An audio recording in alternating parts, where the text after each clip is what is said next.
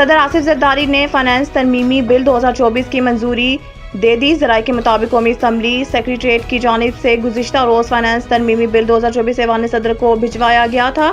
ایوان صدر کی طرف سے جاری کیے جانے والے اعلامیے کے مطابق صدر مملکت نے وزیر اعظم کی ایڈوائس پر آرٹیکل 75 کے تحت فائنانس بل کی منظوری دی۔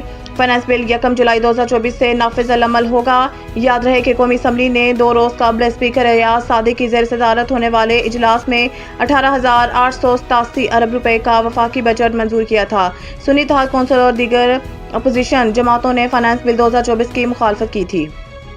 ایک سیاسی جماعت سپریم کورٹ کے فیصلے کی تشریح کی بنیاد پر نااہل ہوئی۔ جسٹس اطہر من اللہ سنی اتحاد کونسل کی مخصوص نشستوں سے متعلق کیس سپریم کورٹ کے جسٹس اطہر من اللہ نے اضافی نوٹ میں لکھا کہ بعد نظر میں سپریم کورٹ کے فیصلے کی تشریح غلط ہوئی۔ ایک بڑی سیاسی جماعت کو انتخابی عمل سے نکال کر ووٹرز کو بنیادی حق سے محروم کر دیا گیا۔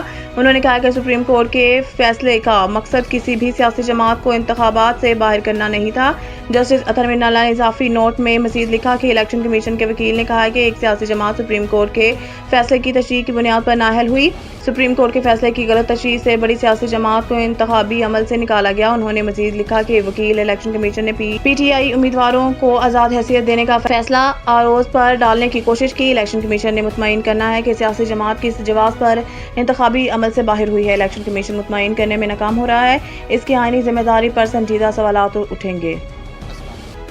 حملے کرنے والوں کو کیک پیسٹری تو نہیں کھلائیں گے۔ افغانستان میں دہشت گردوں کو نشانہ بنایا اور آئندہ بھی بنائیں گے۔ برطانوی نشریاتی ادارے کو انٹرویو دیتے ہوئے خواجہ آصف کا کہنا تھا کہ دہشت گردی کی حالیہ لہر سے نمٹنے کے لیے نئے جذبے اور شدت کے ساتھ آپریشن کی ضرورت ہے۔ دہشت گردی کے واقعے میں گزشتہ 1 سال میں جو شدت آئی، اس کے بعد نئی صف آرائی کی ضرورت تھی۔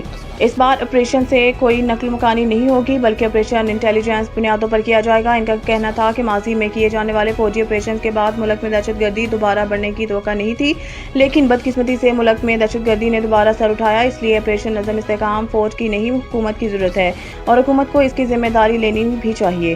گزشتہ 1 دہائی میں کئی ایسے واقعات ہوئے ہیں جو بڑھتی دہشت گردی کا باعث بنے، جن میں افغانستان سے نیٹو اور امریکی افواج کا انخلاء اور پاکستان میں عمران خان کی حکومت کے دوران ٹی ٹی پی کے جنگجوؤں کو ملک واپس لانا شامل ہے۔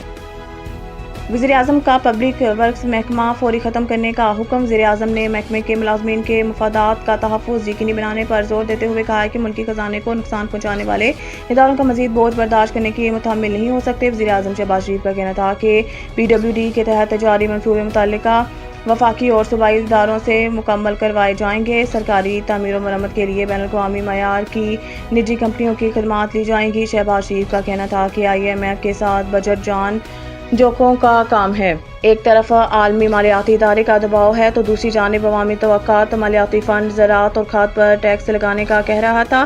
مسلسل مذاکرات اور بحث کے ذریعے عوام کو مزید ٹیکسوں سے محفوظ رکھا۔ آئی ایم ایف کو ان معاملات پر راضی کیا جو آسان نہ تھا۔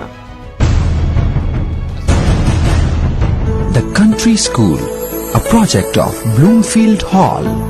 بہترین نصابی اور ہم نصابی سرگرمیوں کا حامل بلومفیلڈ ہال اسکول کا متعین کردہ اعلیٰ تعلیمی معیار، اسلامی تعلیم سے آراستہ انٹرنیشنل سٹینڈرڈ ایجوکیشن، بچوں کی انگلش بول چال پر خصوصی توجہ، تجربہ کار اور تربیت یافتہ اساتذہ، کشادہ پلے ایریا، 25% رعایتی فیس کے ساتھ بلومفیلڈ ہال اسکول میں او لیول کرنے کا بھی موقع۔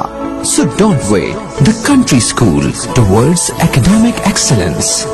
Sahiwal Campus, 160 Old Civil Line, Sahiwal, 040-422-4747. Jahaz Ground Campus, 20B, near Social Security Hospital, Jahaz Ground, Sahiwal, 040-450-37